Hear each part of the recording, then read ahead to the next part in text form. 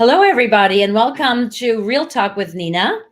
I am very, very excited to have Carrie-Anne Munstead with me today. I know her from doing a anti-perfectionism course, which I originally took to see whether I could learn something from my clients who are a little nervous about being on camera. And little did I know that it was a really helpful course for me too, because don't we all, hang on to perfect. So welcome, Carrie-Anne. Thank you, Um, Nina. tell us also all the other fabulous things that you do. Yes, thank you so much. I would say, primarily a portrait photographer. So I specialize in photographing women business owners for their brands so they can stand out beautifully and authentically in their brands. But as a photographer, I started seeing this topic that was holding women back from being photographed, and that was perfectionism, right? Like we don't feel perfect enough to be in photos. We're not young enough, and we're not thin enough, and we're not this enough, and we're not that enough. So I started seeing this central theme.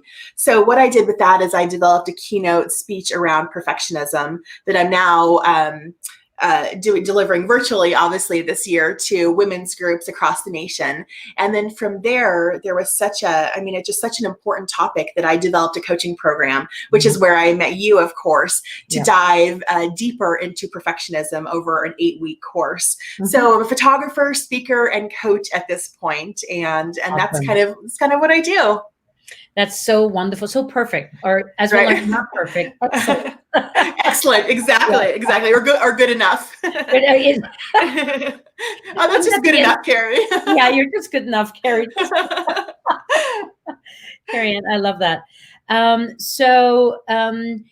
For me, doing your course, just for a second to go on that, because I thought it was really, for me, when I hear perfectionism, it's like, okay, we all can strive for perfectionism. It's, I have a Swiss passport. So, perfectionism is sort of stamped into my DNA.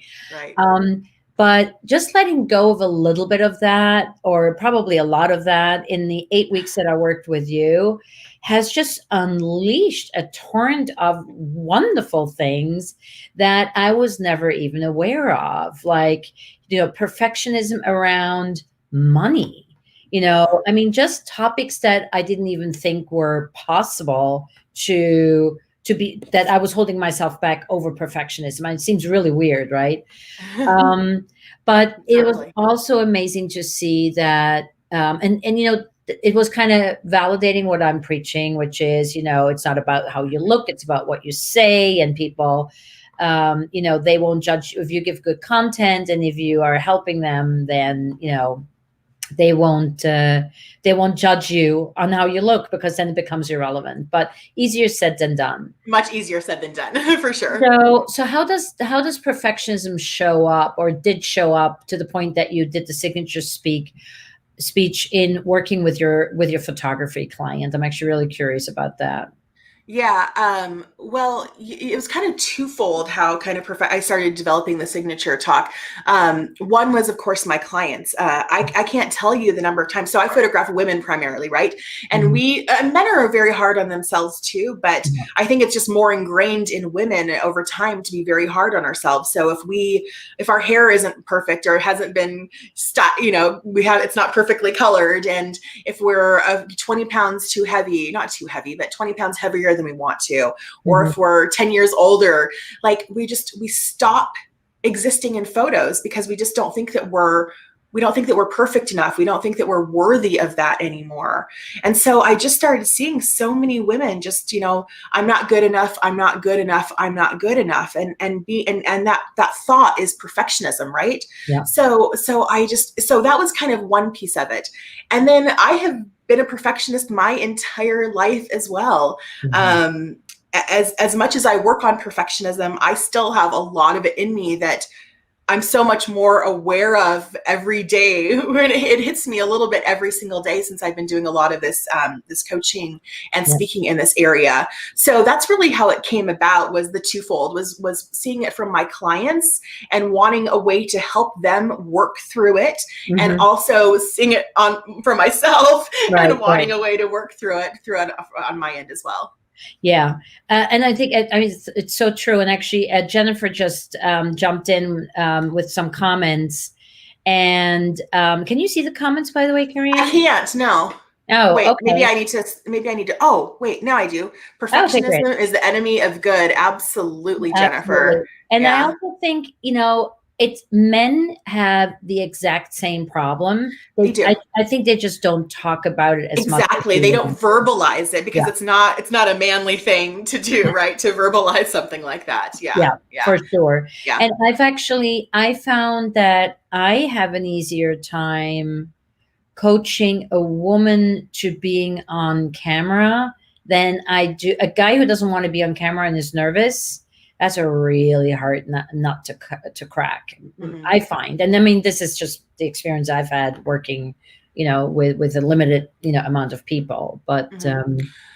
Yeah, so and I think that men have been taught not to be vulnerable, right? yeah, So they're told to hold things in and not be vulnerable, whereas women, we're more open to being vulnerable, yeah. to our imperfections. So I can see how that would be, more difficult getting, through to a man in that respect. Yeah. Yeah, yeah. So I'm really curious. So what do you do other than telling people, no, you are perfect, you are beautiful, it's the inner beauty and la la la. I mean, what do you do when, I mean, is that a conversation that you're having in the sales process, or is that a conversation you're having once you have them in front of the camera, or both? Yeah, it's both. So you're talking about on the photography side, I Yes. assume Yeah. here. Yeah. So it's both. I mean, it is kind of coaching them through some of those insecurities and vulnerabilities ahead of time, but it's about making women feel comfortable in front of the camera. So Mhm. it's me giving my all to them when they are with me in front of me, and making them feel just like the most beautiful being in that room. Being in front of the camera, like we know, whether it's a video camera or a photography camera, is can be one of the most vulnerable places that we can find ourselves. Yeah. But just by by me being open and honest and vulnerable and authentic in everything that I do, and being that way with my clients, it Mhm. encourages them to be that way as well, and let go of some of those perfectionism tendencies that they may have come in with. Mhm. And what I excel in also is posing women in certain ways that maybe they are feeling very insecure over their weight or something like that, right? So I just pose them in ways that really work for their body shape, for their age, Mhm. for all those things. And honestly, just with that, once they get into the rhythm of it and start feeling good with it, they're good. Like they leave pretty much feeling like a model when they leave for a day. All those things that they brought in, all that baggage that they brought in, it just gets like thrown out the door after a little while of being in the studio with me. And Yeah. of course, photo or photography is a little more forgiving, obviously, than video, because we can use Photoshop to nip Yes. tuck little areas here and there. But the way that I do it, I would never Photoshop someone to not look like themselves, right? Yes. So it's just taking in little tiny bits here and there just to be the most refined version of ourselves in photos. Yeah. So I think it's the coaching ahead of time, and then it's also the way that we make clients feel when they're with us in the studio. Yeah. And I think that's where you have a huge advantage over video. So because what I see with video there is number one, it's something that you need to do repeatedly, right? It's not like that one glamorous day where you have the big shoot and Right. you get your shit Exactly. together. You You don't get need the hair to and 3 days makeup done before. and Yeah. all the things. Exactly. Right. Yeah. I just had actually a professional shoot before I met you Yeah. in New York in I think it was in May or something, and I mean I was so dreading it because I'm so comfortable in front of with video, but totally not with photography. And yeah, photography did the same thing. everything, made me feel like $1,000,000. And in the end, Awesome. photos that came out were fine.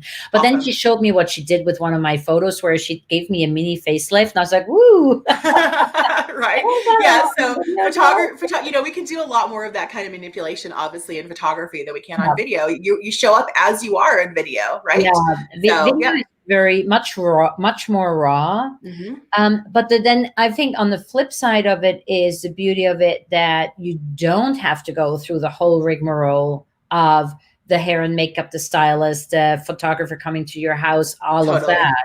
Yeah. So yeah. It's real. It's Mhm. real and it's authentic. It's like you have the professional photos done because you need those too. You need the refined professional photos, but you also need the video and the selfies and those types of things because that is the real, honest who we are in our everyday lives. Yep. And I really, that was something I took from your playbook, which I really loved. You had us do selfies every week. Mm-hmm. And I know, I mean, even for me, I realized, like, even my sister and I, we're 4 years apart. We stopped taking Christmas pictures, and I think we did just because we didn't feel like we wanted to be in them anymore. Yeah, So, yeah. and taking those weekly selfies really was like, okay, you taught me the chin out and Right. I'm like, okay, that makes a big difference. Yeah. Yeah. And here, and that's the thing. And that's why I incorporate selfie photography into the coaching course is because, we as women, as we get older, we stop existing in photos, right? Mhm. Because that perfectionism is holding us back, right? We think we're not young enough, we're not thin enough, we're not all these things enough. And so therefore don't deserve to exist in photos anymore or don't want to because Yeah, we yeah, don't want to see that of ourselves, right? But so we stop existing in photos. We're taking pictures of our dogs and our kids and our yeah, spouses, but we're not jumping in the photos ourselves. So now you're going to go for decades maybe without being in photos anymore. yeah, So that's why I wanted to turn the camera back on yeah, ourselves as we work through perfectionism to show that like you can still, you don't have to be perfect and you can still exist beautifully in photos. yeah, yeah. And I also think that looking at it and learning to look at yourself objectively, or as objectively as possible, um, Yes. it really helps with a major mind shift. Yes. And I saw that when I started doing videos myself, of myself, was it 4 years ago? I mean, the first couple of videos, at that point, I just turned 50. I'm like, holy schmoly, here I am. Well, I should be doing this. I should have done this like 20 years ago. Right. The wrong Right. All time. those should start coming up in your head, Oh, right? Yep. and I'd never had a facial in my time. I went in my life, and I went to the local facial place. I got a facial. I bought a 10 pack. That's how like freaked out I was. And I mean, in hindsight, yeah, it was lovely to see that woman once a month. Did it help any? No, not really. Um, but it really took me, and then it took me a couple of, like, it took me a while, and I realized at some point when I was editing and I was laughing at what I was saying, where I was like, boom, now is the moment where I have disassociated myself and I don't see the old, Yes. heavier, whatever Nina. I'm seeing somebody who's being funny.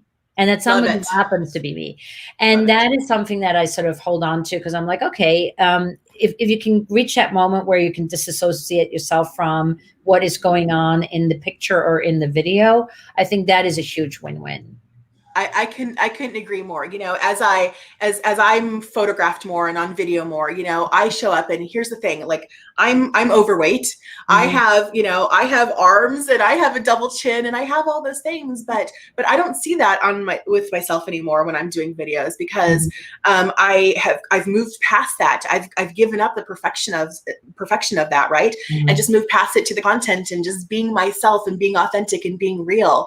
And Yeah. when we can move past especially that body Yeah. dissatisfaction and that perfectionism around body, man, we can just expand our mind and just show up so much more as ourselves. So Mhm. I love that you just said that, Nina.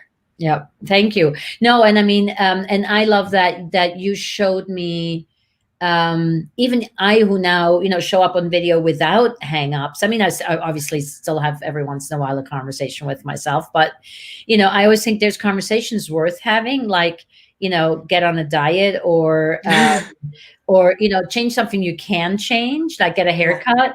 Maybe the diet isn't even the best example, but the haircut definitely is. sure. And then there's just stuff, just like, I'm not a teenager anymore, and I'm not a tween anymore, and that I can't change that. And I'm certainly not getting, Exactly. no, none of you are going to see me with surgery in my face anytime soon. Yeah, so I think there's conversations worth having, it like, and those are the conversations I love to have my clients focus on. So, what is my background looking like? What is the Mhm. lighting in my face? Can people actually see me? What is it that I want to share, that is knowledge that is useful to others? Right. And once you start focusing on that, then you show up not because it's a sales tactic, because you were told you should, but because you actually are passionate about what you do, and you want to share what you do. Yeah, and I think that, I mean, we can always have that intention of wanting to be passionate and share what we do, but we have this perfectionism that's holding us back from that, Mhm. right? So it's like we can't get through that barrier to really share that knowledge in the way that we want to, because something in here is holding us back, and that's perfectionism in some way, whether it's body dissatisfaction, or gosh, what are all the different, we went through all those different things, whether it's Mhm.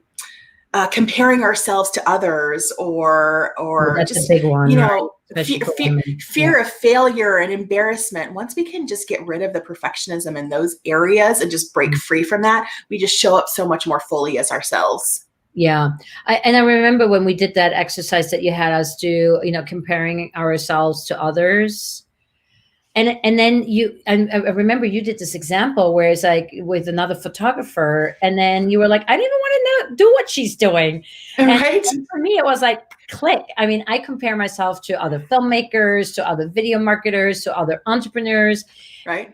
but they don't do what I do. I don't want to do what Yes. they do. So what in Yes. the hell am I comparing myself? Exactly. Yeah. It's like it's second nature to compare ourselves to others. And it can be healthy when we compare ourselves to Yeah. others in terms of like wanting to grow and learn more and stuff like that. But when the unhealthy comparison comes in, where it's shutting us down and it's Yeah. making us smaller, right? So I was comparing myself to another photographer. And when I really stopped and looked at it, I was like, you know what? She's doing a type of photography that I don't want to do. So why not just be very happy that she's doing that and love her images and be grateful to her, and then just do my own thing, so we can really shift our mind when we Mhm. when we really dig deep as to what this comparison is. Is it comparison to learn and grow, or is it comparison that's really holding us back and making us small? Yeah, yeah. And I think the making us small, that happens so much. It's Mhm. it's like healthy comparison versus unhealthy comparison, right? So, Exactly. and it's a And thing. it's like it's healthy perfection. There's healthy perfectionism and there's unhealthy perfectionism, right? I mean, it's not, there's no one way or the other way. It goes both ways for sure. Yeah, yeah. So what are, I would love to just hear from you. What are results that you have seen of people who've let go, including yourself, who have let go of perfect and have embraced excellence? Yes, and that's such a good way to look at it, right, Nina? It's something we talk a lot about in the course, is giving up Mhm. perfectionism and striving for excellent or striving for good enough. Mhm. So, throughout the course, I think that the biggest thing that a lot of us gave up, and myself as well, right? Like, Mhm. perfectionism is not something that just we learn and it goes away, right? It stays with us forever. It's just learning more about it and becoming aware of it and being able to shut down those perfectionist voices in our head a lot quicker. Mhm. But there's this concept of all or nothing thinking, right? Like, Yeah. I have to be completely perfect at this or I can't do it at all. Mhm. That is such a big concept in perfectionism. And for myself, I know that it's been a big one. I have a big health goal that I'm working towards right now. And in the past, like, if I wasn't losing weight in exact increments that I wanted to, and doing, going on my walks exactly the amount of time that I wanted to, it's like I would just shut it down and stop doing it because I wasn't doing it perfectly. Yeah. And instead, by giving up that all or nothing thinking, Hmm. it's like, if I lose weight, I lose weight. Great. If I don't go on a walk one day, it's okay. It's more about grace and flow and just going with it, right? So by giving up that all or nothing thinking, though, I'm actually achieving this health goal for the first time, because I'm still moving along with it, even though it's not going as perfectly as I wanted it to. And I know that that's not obviously a photography or video example, but perfectionism shows up in so many different ways in our lives that we never even thought. Yeah. So that concept of all or nothing thinking is, I think, one of the biggest things that people mentioned throughout the group that they were able to move past, in myself Yeah. as well. Yeah. No, and I totally agree with you. And I mean, that's something I think that relates directly to what I'm seeing, what's going on with clients who have a hard time getting themselves, or prospects having a hard time seeing themselves doing video. Mm-hmm. Because I think there is that, all or nothing thinking.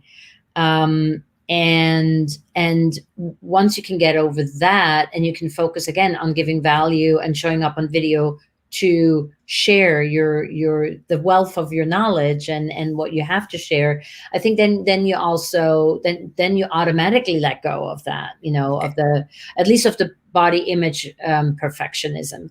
I mean, I Right. think that might also be, I mean, the body image is definitely a big one, but I think there's also probably a fear of sounding dumb, or Oh, sounding, huge. yeah, Yeah, sounding stupid, and then yeah, being embarrassed because mhm, people think that you're stupid. Oh my gosh, that's such a huge piece of perfectionism. It's one that I've struggled with a lot throughout my entire yeah, life too. yeah. I mean, Yeah.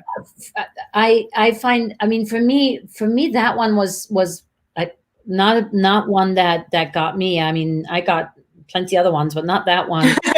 Because I felt I've been doing this for 30 years, and I mean, no, actually, I mean, I take that back a little bit. I mean, there is the moment where you go like, okay, if I'm going to say this and another video, marketer is going to listen to me, or even worse, one of my old, because I come from a world of experts, right? Yeah. I was only a producer. Every once in a while, I also directed, but that was sort of, we had the luxury in the old days, of being super specialized. So if I'm giving somebody lighting advice, or I'm giving somebody audio advice, there's still like that little voice in the back of my head, like, you have no freaking clue what you're talking about. Shut up. But I also know that the advice I'm giving is, you know, I double checked myself before I'm giving it, Right. and it's working knowledge, right? It's Right. actually working knowledge. But um, yeah, I think that would. So how does one overcome that if you have like the, oh my god, I don't know what I'm saying, or somebody might critique me, or somebody might call me out and say, oh, your research is old, or your numbers are old, or your technical spec, what you said is inaccurate. I mean, how do you deal with that? Man, it's hard, right? I Yeah. mean, honestly, so remember, I said a few minutes ago that perfectionism never entirely leaves us. At about so it's 8:30 my time. At about 7 o'clock this morning, I wanted to call you up and tell you that I couldn't do this interview anymore, right? Because when I wasn't really going to, but it's because those perfectionism things start coming up for me too. Like, I'm going to get on Okay. video and I'm going to Yeah. look stupid or say something dumb, and people are going to, I'm going to embarrass Nina, like all these things, right? Oh wow. Yeah. And right, so it still affects me to this very day. And but what you have to do is you just have to do it anyway, Yeah. right? We're gonna have fear with us, no matter whenever we're doing something that makes us uncomfortable, or whenever Yeah. we're doing something that makes us new. I don't know if if you know who Elizabeth Gilbert is. You probably do, since she's a Yeah. New Yeah. Yeah. Yorker Yeah. as well. Yeah. So she had this great analogy one time where she said she was going to take a road trip, and fear was going to be along on that road trip no matter what. But she definitely wasn't going to let fear be the driver, and she wasn't even going to let fear change the radio stations. She was going to kick fear to the back seat, or maybe even to the trunk. I mean, I'm totally paraphrasing here, Yeah. right? But here's the thing: like, we're going to go through this journey of life with fear by our side no matter what. And what we have to do is just not let it be in the driving position, kick it to the back seat. It's still going to be there with us, but we Yeah. have to just go forward and do it anyway. And we have to no, nothing in life is perfect. This Yeah. interview, it's not going to be perfect. I'm going to flub things up and say silly things. And, when I'm coaching in a coaching program, I'm going to, it's not going to be perfect. When I do my own live videos on Facebook, it's not going to be perfect. And we just have to get out of that mentality that anything in this life is perfect, because as we have seen in 2020, nothing is perfect in this world. We just have to Yeah. go at it with being our truest selves Mhm. and our most honest and loving and kind selves, and that will get us through it, and get us through that fear and just move forward. Yeah, no, that's beautiful. And I mean, and just showing up with the passion that you have, I mean, Yeah, right. that is the most infectious thing that draws people into you, you know? Exactly. And the other thing I always say, and this is coming up for me more and more in talks also with clients, is when you show up as yourself, you start attracting the clients into your orbit that you want to have in your orbit. 100%. And that to me, I mean, it's like a self-selection process. And I find that to be one of the most attractive things about video, because it really helps you um, speak and attract those people that you want to have in attracted to you. And just Absolutely. quickly, one more thought on the fear part. I think a healthy dose of fear keeps us honest, right? It keeps us on Right. our toes. It keeps us, double checking if we're, Yeah. you Wanting know, to learn and yeah, grow. Exactly. I completely agree with you. but obviously once it comes to being stifling, then then obviously it's the same way as you said earlier with perfectionism, a little bit of perfectionism. And again, and then with perfectionism, I think it's also great to just reframe it as excellence, period. Yeah. Yeah, it can be a little bit of perfectionism, can be a healthy dose of perfectionism, Yeah, right? A yeah, little bit of fear can be a healthy dose of fear for us. It's just yeah, when we let it take over and make us small and keep us held back, then that's where the issue becomes. Yeah. yeah, yeah, for sure. No, this has been great. Any parting thoughts on maybe some tips or tricks that you can use with your people that are nervous about doing the photography or doing video? Tips or tricks? Boy, oh boy. I don't know. I I think mean, that, I think the yeah, best one you gave us was the selfie thing, right? yeah, I this, mean, that was yeah. just getting into action. Yeah. So I can do those because those work well for whether you're being photographed or whether you're being on camera. So if I can remember my tips, so there's a tip. The first one is to put your chin out and down a little bit, and it's going to Yeah. feel really weird being like that. But if you see when I'm back like this, right, you can see a lot of double chin. So if you put Mhm. your chin out and down, it really takes a lot of that away, and that's a Yeah. lot of what women, especially, we don't like about our pictures, is that we see a lot of this. And when Yeah. we go down, it really puts our focus more on our eyes rather than them up, and they look a little bit smaller. So chin out and down is one of them. What was another one? So good lighting is Right. another tip. Yeah. Obviously, I have some really great, just like, video lights coming in right now to really fill my face, and what it Yeah. does is it kind of fills in any lines that might be there. So that is a really great tip. Yeah. So whether it's a lighting like this, or you have a big window in front of you, it's really great to have just like full light coming in towards you. And the other one, I don't know how we do it on camera so much, and so maybe that's something that you can give some input into, is that so many times we take selfies and we kind of hold the camera down below, so we're kind of getting like The nose. pictures Yeah. like up the nose. It's so funny. So either hold the camera, maybe it needs to be where your Eye camera level. is Yeah. on That's what I always on your say. phone Yeah. at Yeah. eye level, or even slightly above eye level, and just point it down a little teeny tiny bit, not too high, because if it's way up here, then you look like when you're holding something way high, you look a little bit off. But if it's either at eye level or just slightly above and tilted down a little bit, that's really the best angle, whether it's in photos, selfie photos, professional photos, or I think on video as well. Yeah. No, and with video, very true. And I'm failing the lighting today. I have this massive window and I drew the blinds because it was so bright this morning and it's getting darker by the minute. And I'm like, I need more light on my face, but I can't do that right now while I'm in the live. Well, So it's creating some great shadows and yes, making it's it actually really very interesting moody. on the other side of you right now, right? Yeah, Um, exactly. and yes, and so I'm a big fan of, straight eye line. And what I do is, because I also hate when people, when they do this here, that is like Yeah, a big pet peeve of mine. I agree. So sometimes in order to get to eye line, you do need to go a little higher and then tilt it down. Yeah, yeah, Exactly, yeah. exactly. So there, yeah, a couple I little totally agree tips with there. you.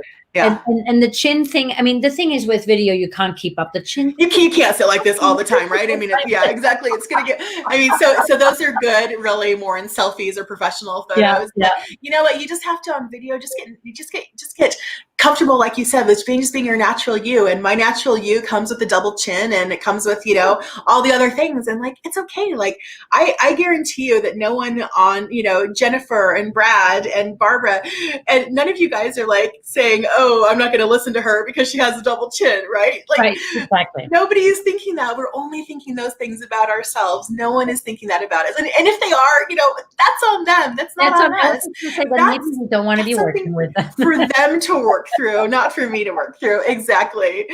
So it's just you just got to move through it and show up and do it anyway. Yeah, yeah. And I think just doing it and showing up, that is just, that's it. That's That's, all you can say. I mean, that has to just yeah, be it. You just have to show up and do it anyway, even with the mhm, fear, even with anxiety. You just have to do it anyway.